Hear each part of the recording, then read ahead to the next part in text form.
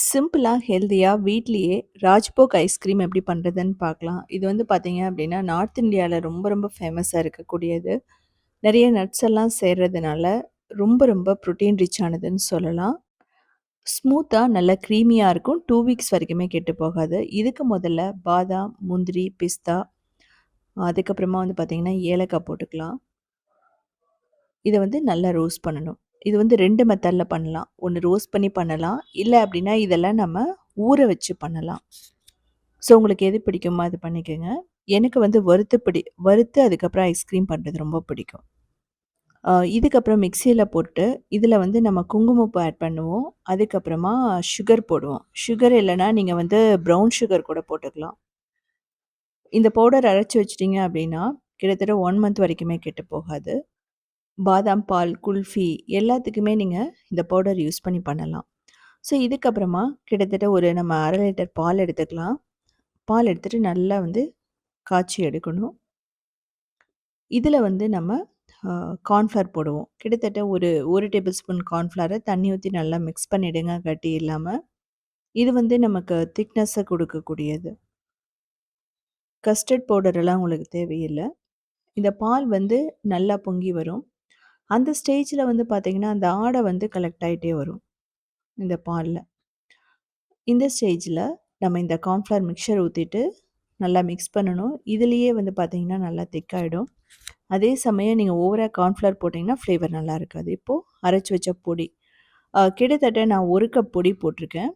அதாவது பாதாம், முந்திரி, பிஸ்தா நம்ம ரெடி பண்ண அந்த பொடி. இத போட்டுட்டு ஒரு 5 நிமிஷம் நல்லா கொதிக்க வைக்கும்போது, நல்லா திக் ஆயிடும். இதுதான் வந்து பார்த்தீங்கன்னா, ராஜ்போக் ஐஸ்கிரீமோட ஒரு பேஸ்ன்னு சொல்லலாம். நீங்க ஊற வச்சு போட்டீங்கன்னா, கொஞ்சம் பிளைனா இருக்கிற மாதிரி இருக்கும். இப்போ சுகர் பத்தலன்னா, ப்ரவுன் சுகர் ஆர் நாட்டு சர்க்கரை, ஒயிட் சுகர் எது வேணாலும் போடலாம். யூசுவலா ஒயிட் சுகர் குழந்தைகளுக்கு கொஞ்சம் ஃப்ளேவர் வந்து பிடிக்கும். அதனால நான் போட்டிருக்கேன். உங்களுக்கு இப்ப பார்த்தா தெரியும். நல்லா திக்கா வந்துருச்சு. இந்த ஸ்டேஜ்ல நம்ம ஆஃப் பண்ணிடலாம். இப்படி திக்கா வந்தா மட்டும் தான் கிறிஸ்டலைஸ் ஆகாது அந்த ஐஸ்கிரீம். ஸோ கொஞ்சம் ஆறுனதுக்கு அப்புறமா நம்ம ஃப்ரெஷ் கிரீம் வந்து போட்டுக்கலாம். நீங்க வந்து ஹெவி விப்பிங் கிரீம் யூஸ் பண்ணலாம். இப்படியெல்லாம் எதுவுமே இல்ல அப்படின்னா, நீங்க மலாய் கலெக்ட் பண்ணி வச்சிருந்தீங்கன்னா, அதாவது பால் ஆடைய கலெக்ட் பண்ணி வச்சிருந்தீங்கன்னா, மிக்ஸியில போட்டு ஒரு சுத்து விட்டீங்கன்னா, சூப்பர் கிரீம் ஆயிடும். ஸோ அதமே நீங்க யூஸ் பண்ணலாம். இத வந்து நல்லா வந்து பீட் பண்ணுங்க. பீட் பண்ணும்போது எல்லாம் ஒண்ணோட ஒண்ணு சேர்ந்து நல்லா மிக்ஸ் ஆயிடும். இன்கேஸ் திக்கா இல்லன்னா கூட எக்ஸ்ட்ரா நீங்க அந்த நம்ம பாதாம் அந்த பொடி அரைச்சு வச்சிருக்கோம். அத போட்டுக்கலாம். ஸோ சைட்லலாம் இருக்கிற பாலாடைகளை வந்து எடுத்து விட்டுருங்க.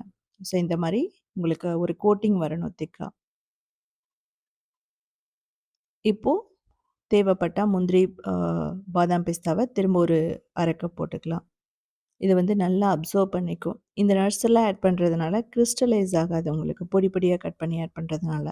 அது வந்து அந்த தண்ணிய வந்து உறிஞ்சிடும் அப்படியே. இப்போ ஒரு பவுல்ல போட்டுட்டு, நம்ம நல்லா அத வந்து க்ளோஸ் பண்ணிடணும்.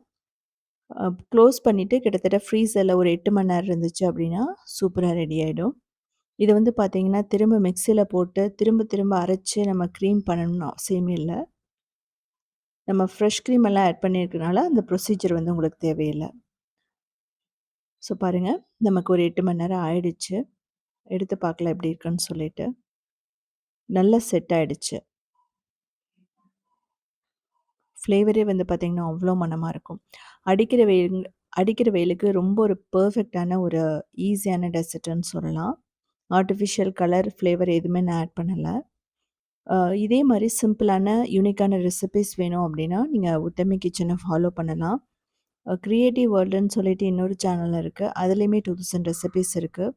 அது மட்டும் இல்லாம சவுத் இண்டியன் ஃபுட்ஸ் டாட்ங்கிற வெப்சைட்ட 19 இயர்ஸா ரன் பண்றோம். அதுலயுமே ஒரு 8000 ரெசிபீஸ் இருக்கு. எல்லாமே சிம்பிளான வெஜிடேரியன் ரெசிபீஸா. அதுலயுமே வந்து பார்த்தீங்கன்னா, நெறைய ஐஸ்கிரீம், குல்ஃபி, அ குச்சி ஐஸ் எல்லாமே நான் வீடியோ போட்டிருக்கேன். ஸோ பார்த்துட்டு கமெண்ட் பண்ணுங்க.